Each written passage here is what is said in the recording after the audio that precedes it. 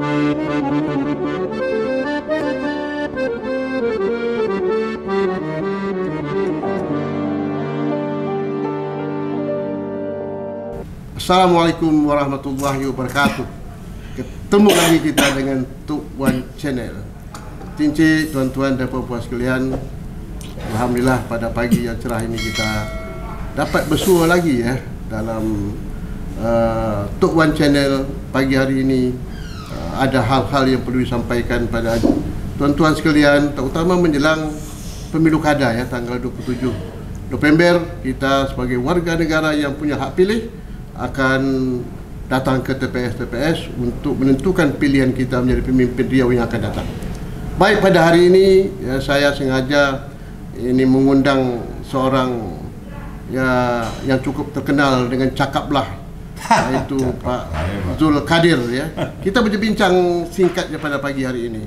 Baik, saya undang Pak Zul Kadir. Assalamualaikum warahmatullahi wabarakatuh, Pak Zul. Waalaikumsalam, Pak. Apa kabar, Pak Zul? Baik, Pak. Senang betul makin kita, cerah Jul ya, makin cerah, makin gembira ya. Iya Pak. Menjelang tanggal 27 Jul. 27 Pak ya. Iya. Tapi bukan itu Pak. Yang paling penting kita bisa ketemu Pak Samsuar. Pak Samsuar ya. Berapa bulan udah kita minta podcast sama beliau Pak. Ya? Tapi karena kampanye terus ya? gini. Ini pun kita diberi waktu cuma 20 menit. 20 menit ya. Tapi tanya Jul, berapa titik dia sudah melakukan kampanye nih Pak Jul? Iya Pak. Banyak orang bertanya Pak, kira-kira ada 200 lebih Pak. Kira-kira titik Bapak berputar seluruh Riau. Besok ini udah minggu tenang Pak. Kalau kami lebih kurang 150 titik. 150 titik Pak. Seluruh Riau tuh Pak. Berarti Pak ada 150 masjid juga Bapak singgahin tuh. Soalnya Bapak kan makin banyak kampanye, makin banyak kita iya ke masjid. Soalnya saya pernah ikut Pak Samsuar nih, Pak Wan. Nggak, pokoknya kalau jam waktu sholat dia pasti lari ke masjid. Ya. Berarti kalau dia misalnya 100 berapa titik tadi, 100 segitu juga lah dia ke masjid. Bisa dua kali juga ke masjid. Bisa dua, iya Pak ya. Biasa zuhur, berarti maghrib. Apa Jul? Setiap waktu tuh Jul? Iya. Kalau tiba waktu zuhur dia zuhur dulu. Ke masjid dulu. Asal menjelang kampanye dia ke masjid. Pokoknya ikut kampanye sama Pak Samsuar bertambah pahala. Bertambah pahala. Bertambah pahala. Dan silaturahmi pun berjalan dengan baik. Amin. Tapi yang paling banyak orang bertanya Pak, di usia 72 tahun beliau nih Pak, Pak ada capeknya 70 tahun aja. 70 tahun Pak. 70 Bojol. Iya, tak ada capeknya Pak. Tanda apa? Iya, saya ikut beliau satu hari Pak di kampanye di Siak 4 titik keleleran Pak. Saya ya kan? Iya Pak. Saya sampai tanya sama Pak Samsuar, Pak, kira-kira apa anunya Pak, vitaminnya? Tak ada Jul, sholat katanya ini. Wah, ini saya bilang lain vitamin. Dia sholat. Dan nampak saya Jul, hal yang perlu contoh juga lah Jul ya. Beliau sambil sholat juga menjelang sholat baca Quran Jul. Oh iya Pak. Kalau ada Quran di masjid, beliau ambil baca. Itu luar biasa juga Jul. Ya. Tapi memang saya tanya juga sama pengikut beliau nih Pak, fatwa apa gini Pak Jul. Pokoknya kalau sama Pak Samsuar pas waktu ajan kami kelokkan aja ke masjid. Gitu. Kalau enggak kena marah kami gitu. Sholat tepat waktu. Sholat tepat waktu. Iya, maksudnya. Tapi saya ada yang sama pertanyakan Pak. Silakan Jol. Jadi kan begini Pak, kita ini kan debat sudah 2 kali Pak. Ya kan, saya lihat debat pertama Pak Samsuar, ya kan. Sudah tuh lihat debat kedua. Pertama yang saya lihat dari Pak Samsuar ini sabar. Diserang orang pun dia sabar ya kan. Beda sama yang lain Pak, kalau diserang langsung tinggi Pak, ya kan. Yang dia bilang orang tua lah katanya, pelupa lah katanya, ya kan.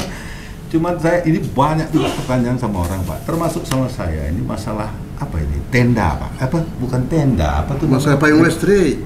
Bukan, payung payung Masjid Agung itu masih dipungkap ya? Iya, enggak, yang heran saya, masa yang rusak 2 biji katanya kerugian 42 miliar. Apa mahal betul apa tuh payung itu ya kan? Udah tuh yang jadi pertanyaan saya, ini payung nih kok rasanya Pak Samsuar tertuduh ini, apa Pak Samsuar yang ngerjakan proyek itu?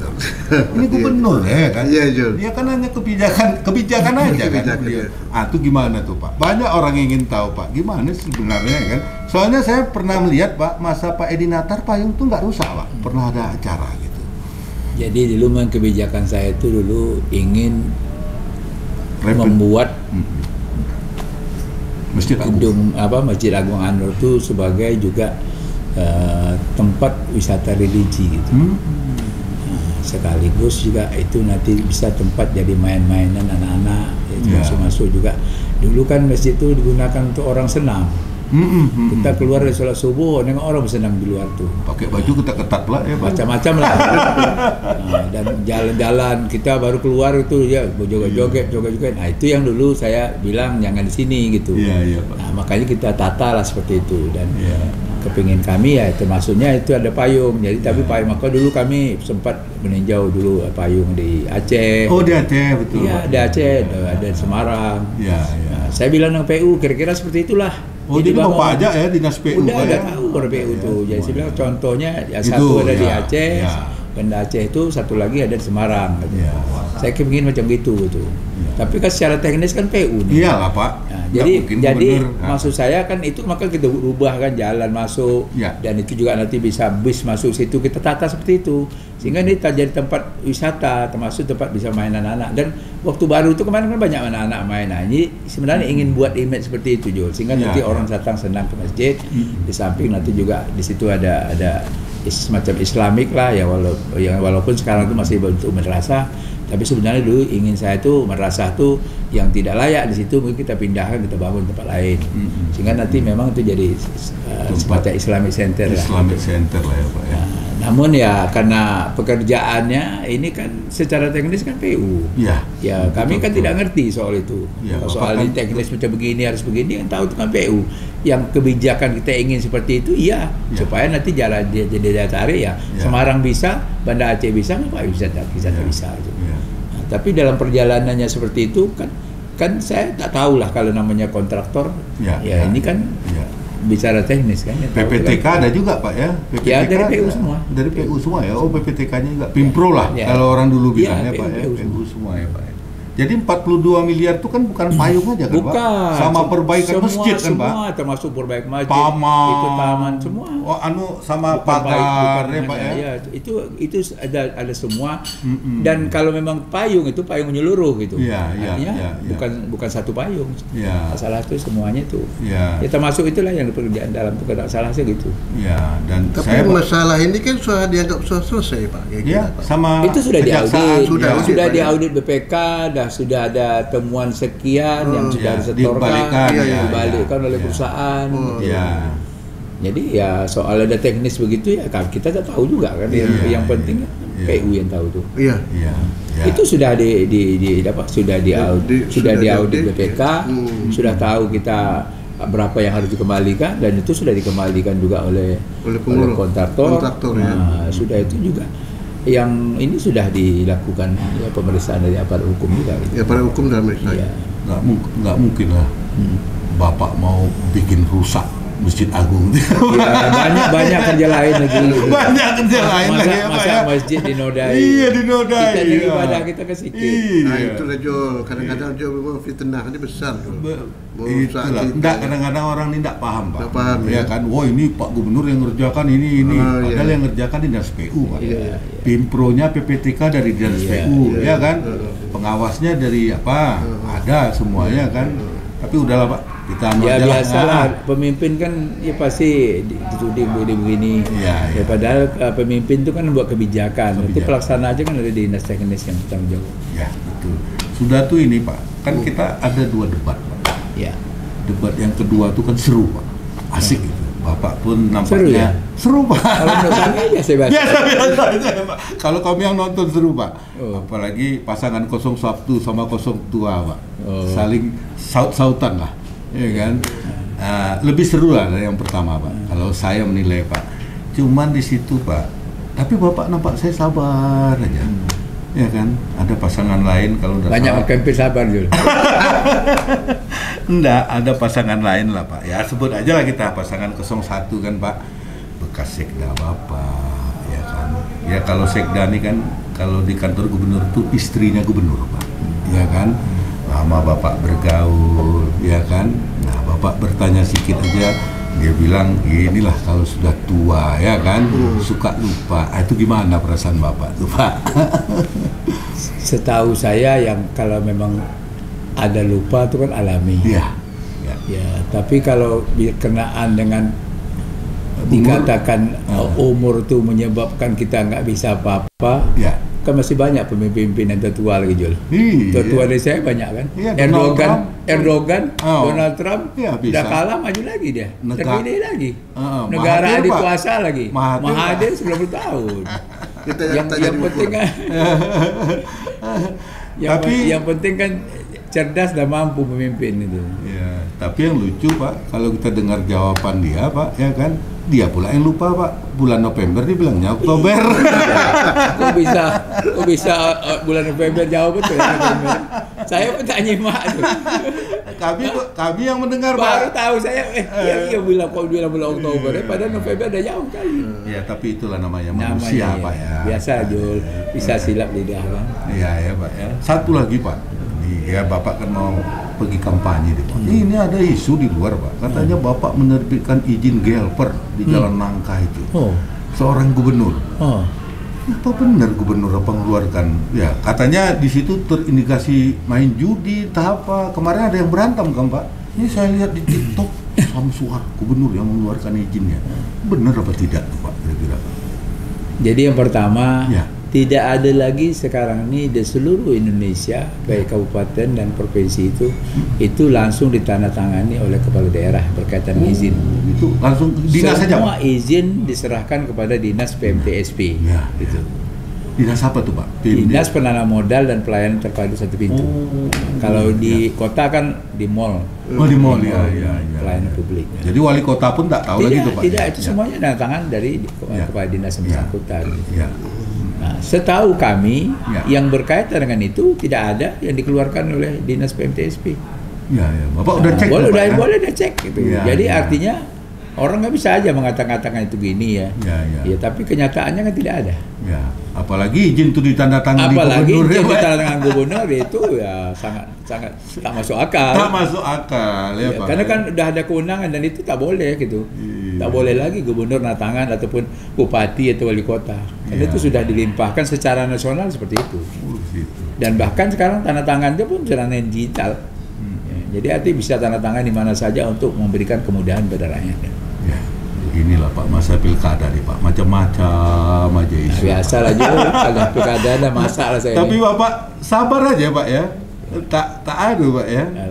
Alhamdulillah Pak ya. Sudah tuh Pak. Tapi satu Jul Pak. Ya Pak. Kalau saya lihat dalam debat kemarin itu, bagi Pak Sam kan mengena ya apa yang ditanyakan oleh penulis ya, sesuai dengan apa yang menjadi program beliau. Ya. Dan program itu sudah dilaksanakan. Enggak, tinggal lagi meningkatkan lagi. Bukan Pak, tidak lari dari visi misi beliau. Kalau yang lain itu Pak baru akan-akan aja Pak. Akan membangun beliau ini ya kan. Itu hal kalau beliau ini kan melanjutkan Pak. Melanjutkan ya. Jadi dia bicara ya visi, tidak visi misi dia, ya kan. Kalau yang lain ini visi misinya kemana, nah dia cerita kemana, ya kan. Itu. Ini terakhir lah Pak, Bapak mau pergi kira-kira apa himbauan Bapak? Ini kan orang mau minggu tenang Pak. Ya pertama himbauan kami setelah kami berkampanye semua kabupaten kota di Riau dan sudah banyak juga desa yang telah kami kunjungi, berbagai persoalan yang disampaikan masyarakat kepada kami, dan itulah nanti yang akan kami selesaikan 5 tahun yang akan datang. Dan sekaligus juga kami mengharapkan karena ini sudah mendekati akhir masa kampanye, ya mari kita bersama-sama menjaga suasana minggu tenang ini betul-betul suasana aman damai, dan sekaligus mempersiapkan diri untuk nanti datang ke TPS pada tanggal 27 November mencoblos, dan gunakanlah hak pilihnya dengan sebaik-baiknya agar terpilih pemimpin yang dapat melanjutkan pembangunan yang sudah baik ini. Sehingga nanti yang belum baik tentunya kita bisa lanjutkan di masa yang akan datang, kita lakukan perbaikan.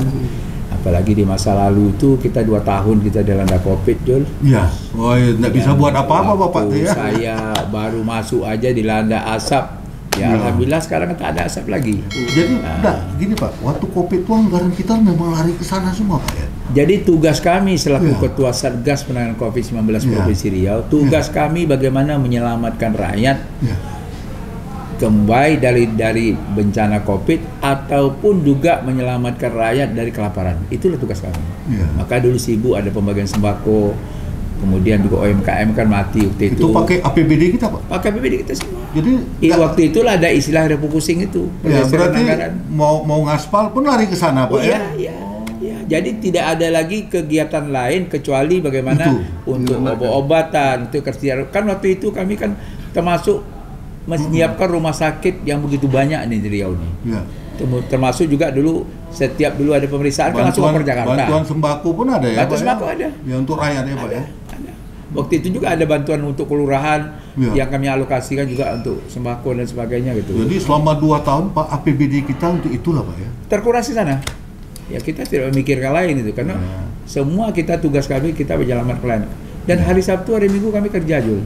Sampai Bapak pun kena COVID. Sampai saya pun kena COVID 2 kali. Sekeluarga tuh Pak, ibu juga ya? Keluarga, ibu, anak kami kena. Jadi macam mana lagi kita, Pak ya, mau Ya itu memang daerahnya gitu, makanya. Dan itu dunia, Pak. Iya, sedunia. Indonesia. Dan alhamdulillah ya kita kan termasuk cepat pemulihan ekonomi terutama. Sehingga kan pada waktu setelah saya COVID, kan Pak Jokowi ngecek ke sini. Sampai malam-malam, ninjau ke rumah sakit juga, Pak ya. Ini ninjau rumah sakit. Ada janji dia mau bangun rumah sakit. Ini alhamdulillah nih. Ini Pak Jokowi sebetulnya sidak rumah sakit kemarin. Rumah sakit Arifin Ahmad itu sidak. Dan waktu itu direkturnya pun tidak ada tempat. Karena beliau demam. Dia sakit gitu. Jadi saya waktu sampai situ, saya tidak diberitahu nih oleh protokol presiden. Sidak. Pas itu tapi dah dekat-dekat terakhir baru dikasih tahu oleh Bapak Mesidak. Kita tentu siap aja lah. Waktu masuk ke dalam rumah sakit, dia buka pintu itu langsung disambut perawat. Dia tanya gini, ini rumah sakit siapa? Ini Pemprov, Pak. Udah benar nih, gubernur sama saya, dia bilang itu. Waduh, detak jantung Jul. Kalau sempat nanti ada curhat di atas pasien, mati. Masyarakat ada tuh, Pak ya? Masyarakat ada, pasien banyak. Dan waktu itu ditanya langsung mana ruang tempat rawat inap untuk penyakit kanker. Bukan penyakit ingus, Jul. Bukan demam. Langsung kanker. Masuk naiklah ke lantai itu, terus dicek satu-satu. Ya akhirnya senang beliau. Dan itu ditentu lagi ruang ini. Selesai dari situ. Saya lihat beliau senyum, ketawa dia. Dibilang sama saya, Pak Gub, saya banyak ninjau rumah sakit, jorok rumah sakitnya, kotor, bau lagi katanya. Ini alhamdulillah bagus, bersih, dan pelayan juga bagus nih. Udah senang begitu. Langsung masuk mobil, kan mobil saya setiap beliau sini kan saya bersama beliau. Masuk mobil beliau, sampai itu ketengok di hati senang. Saya masuklah tuh, Jul. Mengajukan rumah sakit vertikal. Jantung apa rumah sakit? Jadi ceritanya gini, mula-mula saya sampaikan, Pak, ini banyak orang Riau ini, Pak, berobat ke Malaysia, Singapura, Malaysia. Ya. Saya bilang Malaysia tuh di mana? Saya bilang Melaka. Pakai apa? Yang banyak pakai kapal, Pak. Bisa dari Dumai, bisa Bengkalis, bisa kapal panjang, saya bilang. Tapi ada juga melalui pesawat, dia bilang. Jadi ini kan banyak penyakit berat-berat, Pak. Ya penyakit berat nih kan kalau tak bisa di sini, rujuk Jakarta lama antri. Terus dia bilang, oh ini sama kejadian nih di Pontianak. Pontianak sebentar orang ke Sarawak berobat, dia bilang itu. Akhirnya kami bangunlah rumah sakit vertikal di Pontianak. Langsung tanyanya, ada tanah, Pak Gub? Siapa? Ada, Pak? Udah kita bangun nanti rumah sakit spesialis jantung seperti itu. Itu lama kali dibangun tuh. Oh, udah, Pak? Udah mulai nih, udah dapat tuh. Jadi artinya beliau setelah itu, beliau kan 2 hari di sini. Waktu itu kan saya bilang sama beliau, Pak, Bapak 2 hari di sini, Pak. Yang Bapak kunjungi ada 5 kabupaten, Pak. Terkejut dia. Saya bacalah satu ini. Oh iya ya. Sudah itu besok tuh pas dia mau naik pesawat, dia ingat lagi, Jul. Dia bilang, Pak Gub, saya dah telepon tuh Menteri Kesehatan. Nanti ngadap ya. Pas ngadap saya bilang, apa perintah Presiden? Bangun rumah sakit, Pak. Ini alhamdulillah lah dapat rumah sakit. Sekarang udah dibangun, Pak? Sudah mulai, dananya sudah sedia, mungkin tak proses tender. Tanah ada siapkan dekat Indri. Berapa hektar tanah, Pak, Presiden? 10 hektar. 10 hektar. 10 hektar, Pak. Jadi Pak Menteri bilang, ini juga dah saya sampaikan juga nih pada kami waktu kampanye. Pak Menteri itu minta supaya nanti diberdayakan putra-putra daerah. Ya, nanti baik dokter, perawat dan sebagainya supaya nanti mereka bisa betul-betul mengabdi untuk daerah. Jadi kalau ada orang sakit jantung tak payah kemana-mana. Nah, itulah tujuannya supaya nanti ya kan orang ini kebetulan penyakit yang paling banyak nomor 1 di Riau ini penyakit jantung. Ya, karena orang Riau, kan? orang kita Riau, orang Minang, orang-orang kita di sini ini makannya lemak-lemak. Iya. Pak, ini kan terakhir lah Pak. Ada satu pertanyaan. Boleh Pak ya kan? Nah, Bapak kan sudah 100 titik lebih Pak. Ya. Umur Bapak 70 tahun. Alhamdulillah. Bapak pernah enggak Bapak sakit masa kampanye ini? Alhamdulillah Jul, ini Allah menolong kami, ini ada nih kawan saya ini bisa tahu nih. Ada Pak. Ya, jadi alhamdulillah ya, saya penting bagi saya kan niat. Ya, kemudian yang kedua nih ikhlas. Kemarin 2 hari ini full kami nih, tak balik-balik rumah nih. Daerah mana Pak? Di Pekanbaru nih, kemarin 6 titik. Ya, malam tadi kemarin juga gitu ya, 6 titik. Jadi kami kalau pulang lagi makan waktu. Jadi kami pokok sekali keluar pagi, pokok balik kan tengah malam. Jam 2 malam. Mantan jam 12 pulang. Pasukan mungkin udah banyak yang sakit ya Pak ya? Ada lah, tapi tak ada yang parah lah. Balik-balik suntik vitamin. Tahu nih, dokter kami kan ada ngawasi terus nih. Tahu lah nih. Paling-paling ya batuk, serak-serak itulah. Kena banyak pidato. Pak Wan 70 tahun Pak. Saya 60 tahun ikut beliau 1 hari Pak. Seminggu saya tidur Pak. Jadi begitu ini waktu saya ikut sekali. Besok Pak Wan saya telepon. Bapak ngajak. Pergi Pak. Tak sampai. Datang ada anak aku tak pergi dia apa. Luar biasa juga. Sama Lukman sama ikut kemarin kan. Betul aku kubu ikut kan. Besok ikut lagi. Nantilah kata dia. Tak sanggup. Jadi begitu luar biasa juga. Jadi kalau beliau ni Pak Samsuan ni kalau segi fisik udah begitu beliau ada pula dibilang udah tua 70 tahun Pak. Padahal yang muda pun kalah Pak. Belum tentu juga yang umur 60 pun kadang-kadang banyak juga penyakit. Saya 62 Pak. 1 hari ikut beliau. Keleleran saya Pak. Beliau di mobil tak tidur, saya tertidur Pak. Itu ya. Aduh. Ya baik Jul, biasa Jul ya. Jadi ada yang mau tambah Pak. Ya baik. Jadi artinya pertama saya mengajaklah masyarakat agar pilkada ini memanfaatkanlah sebaiknya. Jangan asal memilih. Dan kami tidak mengharapkan nanti ada money politik dan saya harapkan juga pelaksana dari pemilu ini berlaku jujur dan adil. Fair ya Pak. Dan mari kita jaga suasana aman dan kondusif ini sehingga nanti terpilih yang terbaik dapat melanjutkan pembangunan Riau yang lebih maju dan bermartabat. Amin. Jadi sebelum mencoblos bismillah dulu ya. Bismillah. Bismillahirrahmanirrahim. Biar dapat dengan bismillah dapat berkah. Berkah ya Pak. Bapak mau Ya betul. Jadi terakhir mungkin bagi masyarakat yang akan memilih Bu ya, berdoalah. Mudah-mudahan dengan pemilu kada ini akan terpilih pemimpin yang jujur, amanah dan negeri ini berkah. Apalagi didampingi oleh ulama pula kan. Ini kan luar biasa nih kan. Tapi bukan ulama pendukung tapi ulama sebagai pemimpin. Dan ini juga Pak Wan, kalau Sumatera Barat dah ada umaro dan ulama, kita harapkan juga Riau bisa gitu. Bersatunya ulama dan umaro.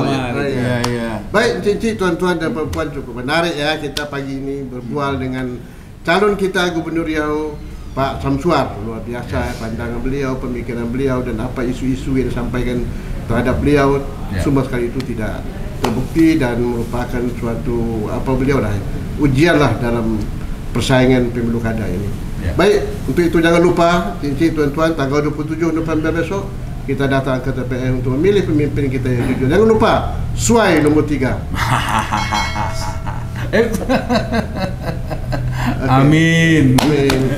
Assalamualaikum warahmatullahi wabarakatuh. Waalaikumsalam warahmatullahi wabarakatuh.